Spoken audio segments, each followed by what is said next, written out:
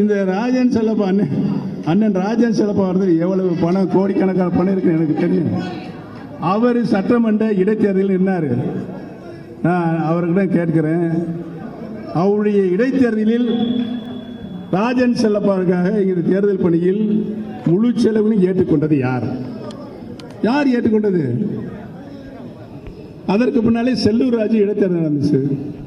அந்த செல்லூர் ராஜு இடைத்தேர்தலுக்கு யார் முழு பொறுப்பை ஏற்றுக்கொண்டு செலவழித்தது? உங்களில் ஒருவராக இருந்த ஓபிஎஸ். உங்களில் ஒருவரான ஓபிஎஸ். ஏன்னா ஒரு காலத்தில் உங்களின் தம்பியாக இந்த மாவட்டத்தில் நாங்கள் வளம் வந்தவர்கள். அதற்கு முன்னாலே நம்ம அண்ணன் இருக்கார் ஏகே போஸ், அவர் நாடாளுமன்ற வேட்பாளராக இங்கே நிறுத்தப்பட்டார்.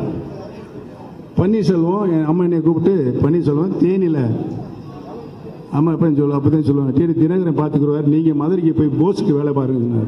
அந்த தேர்தலிலும் முழுமையாக பொறுப்பை ஏற்றுக்கொண்டு அண்ணன் ஏகே போஸ் அவர்களுக்கு யார் வேலை பார்த்தது? 6 தொகுதியிலையும் நான் தான்.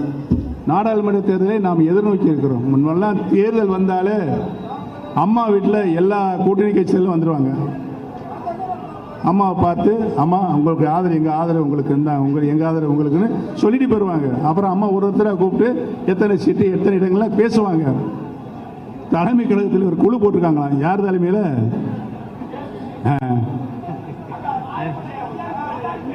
இந்த கேபி முனுசாமி எங்க போனாலும் விளங்காது.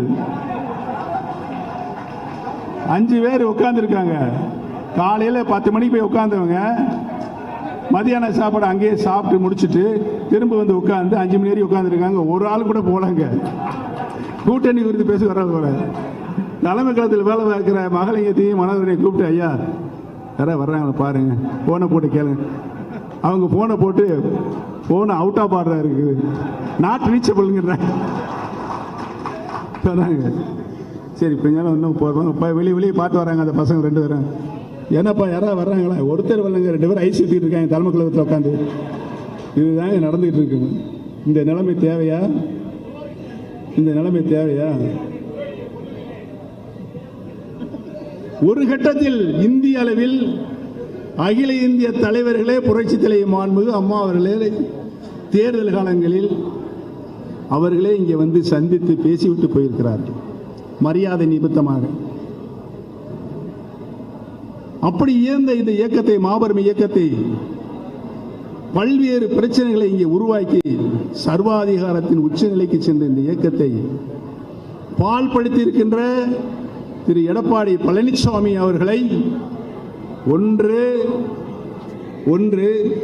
நம்முடைய தொண்டர்கள் நினைப்பது போல இந்த இயக்கத்தை இணைக்க வேண்டும் என்று அவர்கள் விரும்புகிறார்கள், இணைக்க வேண்டும் என்று நினைக்கிறார்கள். நீங்கள் ஒத்துக்கொள்ளவில்லை என்றால், ஒரு நிருபர் கேட்கிறாரு பழனிசாமியை முதலமைச்சராக்கிய சின்னம்மாவை பற்றி, சின்னம்மா வந்தா நீங்க சேர்த்துக்கிறீங்களான்னு.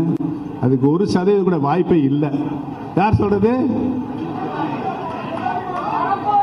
என்ன ஒரு கல் நெஞ்சம்! இப்படி தாந்தோண்டித்தனமாக இருக்கின்ற எடப்பாடி பழனிசாமியை ராஜினாமா செய்ய வேண்டும். ராஜினாமா செய்யவில்லை என்றால் அனைத்து இந்திய அண்ணா முன்னேற்றத்தில் இருக்கின்ற தொண்டர்கள் உங்களை அனைவரும், தொண்டர்கள் அனைவரும் ஒன்று கூடி உங்களை தூக்கி எறிவார்கள். அந்த காலம் வெகு தொலைவில் இல்லை என்பதனை நான் இங்கு தெரிவித்துக் கொள்ள கடமைப்பட்டிருக்கிறேன்.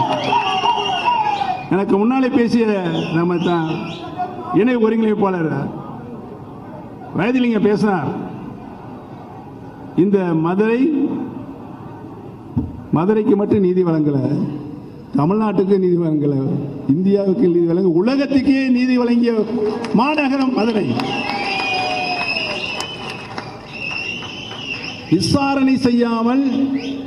விசாரணை செய்யாமல் தண்டனை கொடுத்த பாண்டியன் என்ன பாடுபட்டார் என்பது மதுரை மக்கள் நன்றாகவே அறிவு. அதை போலத்தான் பழனிசாமி அவர்களே, உங்களுக்கும் உங்களுடைய கூட்டாளர்களுக்கும் மதுரை மண், மதுரையில் வாழ்கின்ற தொண்டர்கள் மட்டுமல்லாமல் தமிழகத்தில் வாழ்கின்ற அத்தனை தொண்டர்களும் உங்களுக்கு உரிய நீதியை வழங்கி தண்டிப்பார்கள் என்பதை இந்த கூட்டத்தின் மூலமாக தெரிவித்துக் கொள்ள கடமைப்பட்டிருக்கிறேன்.